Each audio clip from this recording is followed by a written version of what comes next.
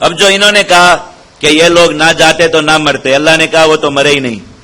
تمہاری غلط گمانی بدگمانی ہے تمہاری کہ جہاد میں قتل ہو جانے والے لوگ مر گئے، تم ضرور مرو گے بابا جی جو لوگوں کے گھروں میں یہ بات جا کے کرتے ہو، لیکن جن لوگوں کے بارے میں تم یہ کہہ رہے ہو کہ وہ مر گئے تو ان کے بارے میں سنو، گمان بھی کوئی نہ کرے کہ وہ مر گئے، اس لیے کہ مرنے کا مطلب انقطاع حیات یہ ہوتا ہے کہ آپ دنیا میں جن چیزوں سے لطف اندوز ہوتے ہیں یہ نعمتیں آپ سے ختم ہو جائیں، چھن جائیں۔ اللہ رب العزت نے شہداء کے لیے قیامت سے پہلے، یعنی وہ جنت میں جانا وہ تو حشر کے بعد ہے، ایک باس بعد الموت ہوگا، پھر حساب ہوگا اور پھر جنت کا داخلہ ہوگا، اللہ تعالیٰ نے اس سے پہلے شہداء کے لیے ایک زندگی رکھی ہے جس میں ایک لمحے کے لیے بھی ان کا عیش ختم نہیں ہوتا۔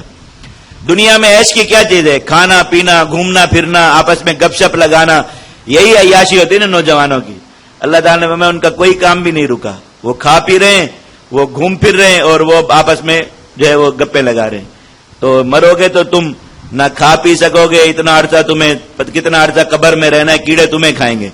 نہ تم کچھ کھا پی سکو گے، نہ کسی سے بات چیت کر سکو گے، نہ گھوم پھر سکو گے، کچھ نہیں ہے، جو ہے وہ تنگ سی جگہ پر تم رہو گے۔ اور جن کے بارے میں تم گھروں میں جا جا کر یہ کہتے ہو کہ وہ مر گئے وہ مر گئے، سنو وہ تو بہت مزے میں، ان کا کچھ بھی نہیں رکا، دنیا میں وہ جو کچھ کر رہے تھے اس سے بہت بہتر جگہ پر وہ یہ سب کچھ کر رہے ہیں۔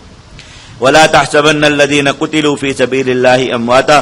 گمان بھی نہ کرو ان لوگوں کو جو اللہ کے راستے میں قتل کر دیے گئے کہ وہ مردہ ہیں۔ اب کسی نے گمان کیا تو گناہگار ہوگا یا نہیں ہوگا؟ کیونکہ اللہ نے تاکید کے صیغے کے ساتھ فرمایا لا تحسبن، ہرگز گمان نہ کرو۔ اب اگر کوئی سوچے گا بھی تو گناہگار ہوگا۔ پیچھے لا تقولوا فرمایا تھا کہ کہو مت، جو ان کے بارے میں کہے گا کہ وہ مر گئے وہ بھی گناہگار۔ اور یہاں پر گمان کرنے پر بھی پابندی لگا دی کہ جس نے یہ سوچا بھی کہ فلاں مر گیا اور فلاں مر گیا وہ بھی گناہگار ہوگا۔ اس لیے جن کے اپنے تھے وہ شہداء وہ بھی نہ سوچیں، بلکہ اسی میں خوش رہیں کہ ہمارے بچے یہاں سے ایک بہترین جگہ پر اور یہاں سے بہت اچھی زندگی وہ جی رہے، زندہ ہیں۔ اور یہ جو دوسرے عام مسلمان ہیں وہ بھی ان کے بارے میں یہی نظریہ اور عقیدہ رکھیں۔ یہ آیت جو 3 آیات ہیں آگے جس میں شہداء کے احوال کا تذکرہ ہے، یہ اللہ تعالیٰ نے شہداء کی سفارش پر نازل فرمائی۔ اور واقعہ اس کا یہ صحیح میں روایت ہے، نبی کریم صلی اللہ علیہ وسلم نے حضرت جابر بن عبداللہ رضی اللہ عنہ کو بلایا۔ ان کے والد شہید ہوئے تھے غزوہ بدر میں، اور 9 بیٹیاں تھیں ان کی اور ایک یہی بیٹے تھے حضرت جابر۔ جب ان کا انتقال ہوا تو بہت چھوٹے تھے، ابھی یعنی بالکل قریب البلوغ تھے، تو یہ بہت زیادہ غمگین اور پریشان رہتے تھے کہ اتنا بوجھ آ گیا، قرضہ بھی تھا۔ اللہ کے نبی صلی اللہ علیہ وسلم ان کی بہت دلجوئی فرماتے تھے، تو انہیں بلایا، انہیں کہا کہ جابر تم بہت پریشان رہتے ہو، کیا بات؟ انہوں نے کہا یا رسول اللہ میرے والد کا انتقال ہوا، اتنی عیالداری چھوڑ گئے میرے لیے اور مال پیچھے کچھ بھی نہیں ہے، اس لیے ذرا بہنوں کی وجہ سے پریشان رہتا ہوں۔ حضور نے فرمایا میں تمہیں ایسی بات سناؤں کہ تمہارا دل خوش ہو جائے؟ انہوں نے کہا بتائیے۔ حضور نے فرمایا کہ اللہ تعالیٰ نے اپنے کسی بندے سے بھی آج تک کلام نہیں کیا آمنے سامنے، بلکہ پردے کے پیچھے سے کلام فرمایا، کہ تمہارے والد کو اللہ تعالیٰ نے اپنے بالکل روبرو کھڑا کر کے ان سے کلام فرمایا۔ وہ کلم اباک کفاحا، صحیح میں روایت، بالکل سامنے کھڑا کر کے ان سے کلام فرمایا، اور ان سے کہا یا عبداللہ تمنا علیہ، ان کا نام عبداللہ تھا، جو حضرت عبداللہ ابن حرام رضی اللہ تعالیٰ عنہ، ان سے کہا کہ آپ میرے لیے مجھ سے کچھ مانگیے، تمنا کیجیے۔ تو انہوں نے کہا یا اللہ کیا مانگیں، ہم نے تو تصور بھی نہیں کیا تھا کہ ہم ایسی دنیا میں آ جائیں گے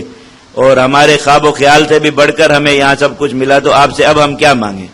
اللہ تعالیٰ نے میں نہیں کچھ مانگو۔ 3 بار یہی مکالمہ ہوا، وہ یہ کہتے تھے کہ مانگنے کو کچھ ہے نہیں، اللہ تعالیٰ فرماتے نہیں اب دربار میں بلائے تو کچھ ضرور مانگو۔ تو انہوں نے کہا کہ پھر ایک خواہش ہے اگر آپ ہماری پوری کر دیجئے کہ ہمیں صرف تھوڑی دیر کے لیے دنیا میں جانے دیجیے۔ پہلے شہداء تھے بدر کے، اس سے پہلے مسلمانوں میں شہداء نہیں تھے، تو کہا تھوڑی دیر کے لیے دنیا میں جانے دیجئے، ہم صرف مسلمانوں کو جا کر یہ بتائیں کہ یہاں کتنی عیاشی ہے اور کتنی موج ہے اور کیسا مزہ ہے، تاکہ کوئی مسلمان بھی شہادت کے شوق سے جو ہے وہ پیچھے نہ ہٹے، بلکہ بڑھ چڑھ کر اس دنیا کو پانے کے لیے اور یہاں آنے کے لیے بےتاب رہے، آگے آگے بڑھ کے لڑے، کسی کے دل بھی قریب بزدل ہی نہ ہے۔ تو اللہ تعالیٰ نے فرمایا کہ یہ تو فیصلہ ہو چکا کہ یہاں آنے کے بعد کوئی اس دنیا میں واپس نہیں جا سکتا، لیکن میں تمہارا یہ پیغام مسلمانوں تک ضرور پہنچا دیتا ہوں۔ تو اللہ تعالیٰ نے پھر یہ آیات نازل فرمائی، اور حضرت جبرائیل علیہ السلام یہ آیات لے کر نبی کریم صلی اللہ علیہ وسلم کے پاس آئے، اور پھر اللہ تعالیٰ نے ان سارے شہداء کے لیے ہی اعزاز و اکرام رکھا ہے کہ یہ اللہ رب العزت کے روبرو ہو کر کلام کرتے، سامنے آ کر کلام کرتے، جو بھی وہاں رہتے ہیں۔ یہ قیامت سے پہلے کی ان کی زندگی ہے۔ اور اللہ تعالیٰ ویسے تو جتنے بھی لوگ مرتے ہیں ان کے لیے ایک درمیانی حیات ہے، جسے حیات برزخی کہا جاتا ہے، کہ اس میں عذاب کا اور ثواب کا کچھ نہ کچھ اثر انہیں پہنچتا ہے۔ یعنی جو آدمی برا ہے اس کو جہنم کے عذاب کا کچھ نہ کچھ حصہ اس زندگی میں پہنچتا رہتا ہے۔ اللہ رب العزت ان کی ارواح کو ان کے اجسام میں لوٹاتے ہیں اور پھر انہیں عذاب ہوتا ہے۔ اور جو نیکوکار لوگ ہیں اسی قبر میں اللہ رب العزت ان کے لیے جنت کا کچھ سامان، جیسے فرمایا کہ نیک آدمی کی قبر میں جنت کی ایک کھڑکی کھل جاتی ہے،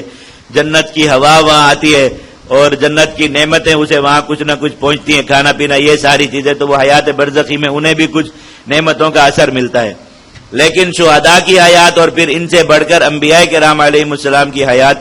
یہ وہ حیات نہیں ہے جو عام مسلمان مردوں کی حیات ہے، بلکہ یہ اس سے الگ زندگی ہے اور بہت اقوا اور ابلغ زندگی۔ اللہ رب العزت اس میں انہیں جو ہے وہ دنیا کی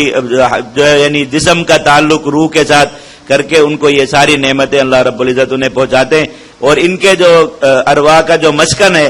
وہ اللہ رب العزت کے عرش کے سائے میں، جیسے فانوس لٹکے ہوتے اس طرح لٹکے ہوئے مکانات ہیں، ان میں یہ رہتے ہیں۔ ابھی جنت میں نہیں ہیں، جنت سے باہر ہے یہ سب، اور جنت میں گھومنے پھرنے کی انہیں اجازت ہے۔ نبی کریم صلی اللہ علیہ وسلم نے فرمایا کہ بڑے بڑے سبز رنگ کے پرندے ہیں، ان کے پیٹوں میں یہ لوگ سوار ہو جاتے ہیں، یعنی جیسے ہیلی کاپٹر ہوتا ہے اس کے اندر بیٹھ جاتا ہے انسان، جیسے اس کے پیٹ میں، اس طرح یہ لوگ جنت میں جا کر گھومتے پھرتے ہیں، پھر واپس اپنے انہی ٹھکانوں میں آ کر رہتے ہیں۔ جنت کا دخول ہر کسی کو قیامت کے بعد ہی ملے گا، اور پھر اپنے اپنے مرتبے اور منزلت کے اعتبار سے ہر آدمی جنت میں اپنا مکان پالے گا۔ یہ جنت جو شہداء کی ہے یہ اس جنت سے پہلے ہے، اور یہ گویا ایک مہمان خانے کی طرح ہے، اللہ تعالیٰ نے انہیں اس میں رکھا، اور خود اللہ پیچھے آپ نے پڑھا یتخذ منکم شہداء، اللہ خود اس میں رہنے کے لیے انہیں بلاتے ہیں، اور پھر وہاں پر ان کا اعزاز و اکرام ہوتا ہے۔ قیامت تک یہ وہاں رہیں گے۔ قیامت کے دن جب لوگ میدان حشر میں جمع ہوں گے تو یہ لوگ آئیں گے اور میدان حشر میں رکے بغیر سیدھے اپنے جنت کے محلات میں چلے جائیں گے، باقی لوگ حساب کتاب کے بعد جائیں گے۔ اور یہ معاملہ ہے شہداء کا جو قیامت سے پہلے اور قیامت کے بعد اعزاز و اکرام کا ان کے ساتھ۔ اللہ تعالیٰ نے بیان فرما دیا تاکہ لوگوں کے اندر شوق شہادت زندہ رہے، اور جن کے لوگ شہید ہو گئے ان کے دلوں کو تسلی ہو کہ وہ اتنی بہترین جگہ پر اور اتنے مزے اور آرام میں۔ گمان نہ کرو، ہرگز گمان نہ کرو ان لوگوں کو جو اللہ کے راستے میں قتل ہو گئے کہ وہ مردہ ہیں، بل احیاء، وہ زندہ ہیں۔ تو پیچھے فرمایا تھا ولکن لا تشعرون، تمہیں ان کی زندگی کا شعور نہیں، یہاں پر شعور دیا جا رہا ہے، اس لیے میں کہاں عند ربہم، رب کے ہاں ہیں، ان کے مہمان خانے میں ٹھہرے ہیں، یرزقون، کھا پی رہے ہیں، ان کو رزق دیا جا رہا ہے۔ فرحین بما آتاہم اللہ من فضلہ، اللہ نے اپنے فضل سے جو کچھ انہیں دے دیا اس پر بہت خوش ہیں۔ ویستبشرون بالذین لم یلحقوا بہم من خلفہم، اور ان کے جو بھائی ابھی تک ان تک نہیں پہنچے، یعنی میدان جہاد میں ہیں، ابھی شہید نہیں ہوئے، ان کے لیے اللہ سے خوشخبریاں لیتے ہیں اور اللہ تعالیٰ سے سفارش کرتے ہیں کہ انہیں بھی شہادت ملے۔ اللہ خوف علیہم، اس بات کی خوشخبریاں کہ ان پر بھی کوئی خوف نہیں کہ وہ دنیا میں مغلوب ہوں یا ان کا عمل ضائع ہو، ولا ہم یحزنون، اور نہ ہی وہ آگے جا کر غمگین ہوں گے کہ اجر تھوڑا ملے، بلکہ وہ بھی جا کر حیران ہوں گے کہ اتنا زیادہ اجر تھوڑی سی تکلیف اور تھوڑی سی مشقت کا۔ اور اللہ تعالیٰ نے جو سب سے بڑی مشکل چیز ہے موت میں، وہ چیز جس سے حضرات انبیاء کرام علیہم السلام نے بھی پناہ مانگی، جسے سکرات الموت کہا جاتا ہے، موت کے وقت کی شدت اور تکلیف جو ہر مومن پر آتی ہے، اللہ تعالیٰ نے وہ ان سے ہٹا لی۔ فرمایا کہ شہید کو جو ہے وہ مرتے وقت اب بظاہر دیکھنے میں کتنا بھی تڑپ رہا ہو یا اسے جلایا جا رہا ہو یا کتنی بھی تکلیف اور شدت کے ساتھ اسے مارا جا رہا ہو، حقیقت میں فرمایا اسے اتنی تکلیف ہوتی ہے جیسے کوئی کسی کو محبت سے چٹکی کاٹے۔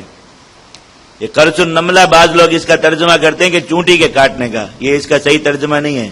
چونٹی کے کاٹنے کی تو ٹھیک ٹھاک تکلیف ہوتی ہے، بعض دفعہ تو جسم پر جو ہے وہ نشان بھی بہت دیر تک رہ جاتا ہے، یہ ترجمہ درست نہیں اس کا قرص النملہ۔ قرص النملہ کا مطلب ہے محبت کی چٹکی کاٹنے سے، انسان اپنے ساتھ بیٹھے کو اس طرح مروڑ دیتا ہے ہاتھ سے یا کسی کو متوجہ کرنے کے لیے اس کو چٹکی کاٹ لیتا ہے، تو اگر یہ عمل ہو بھی محبت سے تو کتنا بھی زور سے بھی کیا جائے تب بھی کوئی محسوس نہیں کرتا انسان۔ تو بس یہ اللہ رب العزت کی طرف سے گویا محبت کی ایک چٹکی ہوتی ہے کہ اب آپ دنیا سے ہمارے پاس آئے، اتنی تکلیف اسے ہوتی، اس سے زیادہ نہیں ہوتی۔ اور یہ اس کا صحیح جو ترجمہ ہے وہ یہی ہے، اور یہی کیفیت ہے ان کی موت کی۔ تو یہیں سے ان کے لیے راحت اور آسانی ہے کہ نبی کریم صلی اللہ علیہ وسلم خود سکرات الموت سے اللہ تعالیٰ کی پناہ مانگا کرتے تھے، کیونکہ اللہ تعالیٰ نے جو موت کے مناظر نبی کریم صلی اللہ علیہ وسلم پر منکشف فرمائے تھے کہ روح نکلتے وقت انسان کے جسم کی کیا کیفیت ہوتی ہے، اور نبی کریم صلی اللہ علیہ وسلم نے روایات میں جو اس کو ذکر فرمایا بہت سخت وقت ہے، اور جو ہے وہ اہل ایمان کو بھی ہوتی ہے تکلیف، اہل کفر کے لیے تو بہت شدید تکالیف۔ اللہ تعالیٰ نے ان شہداء سے وہ تکلیف بھی اٹھا لی موت کے وقت کی جو ایک مومن کو ہوتی ہے، کہ روح نکلنے کا جو اثر اس پر طاری ہوتا ہے، اور ہڈیوں سے اور ریشوں سے جسم کے اور ہر ایک سے روح کو کھینچ کھینچ کر نکالا جاتا ہے، اس کی جو تکلیف ہوتی ہے شہید کو وہ تکلیف بھی نہیں ہوتی۔ یستبشرون بنعمت من اللہ وفضل، اللہ تعالیٰ کی نعمتوں اور فضل کی خوشخبریاں لیتے ہیں۔ وان اللہ لا یضیع اجر المؤمنین، اور بے شک اللہ تعالیٰ ایمان والوں کے اجر کو ضائع نہیں کراتے۔